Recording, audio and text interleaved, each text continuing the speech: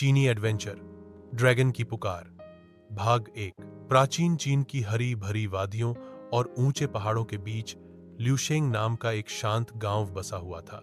यह गांव अपनी शांत जिंदगी और मेहनती लोगों के लिए जाना जाता था। गांव के ठीक बाहर घने बांस के जंगल थे, जो रहस्यमयी कहानियों और पुरानी किंवदंतियों से भरे हुए थे। इस गांव में ली वेई नाम का एक युवक रहता था।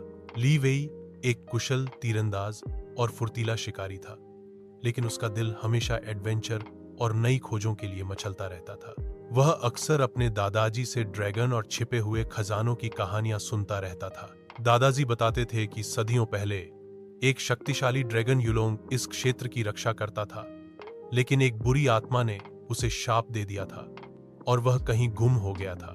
किंवदंती थी कि युलोंग तभी लौटेगा जब कोई सच्चा और निडर योद्धा उसके शाप को तोड़ पाएगा।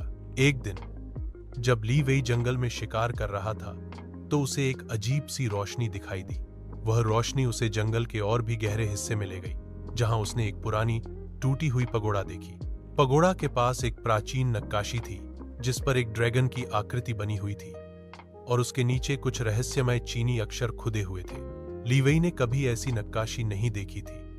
जैसे ही उसने नक्काशी को छुआ, एक तेज हवा चली और पगोड़ा से एक हल्की सी गूंज सुनाई दी। ली वेई को लगा जैसे ड्रैगन की आकृति की आंखें चमक उठी हों। उसे समझ नहीं आया कि यह क्या था, लेकिन उसे महसूस हुआ कि यह कोई साधारण घटना नहीं थी। उसके मन में एक अजीब सी हलचल होने लगी, जैसे कोई उसे बुला रहा हो।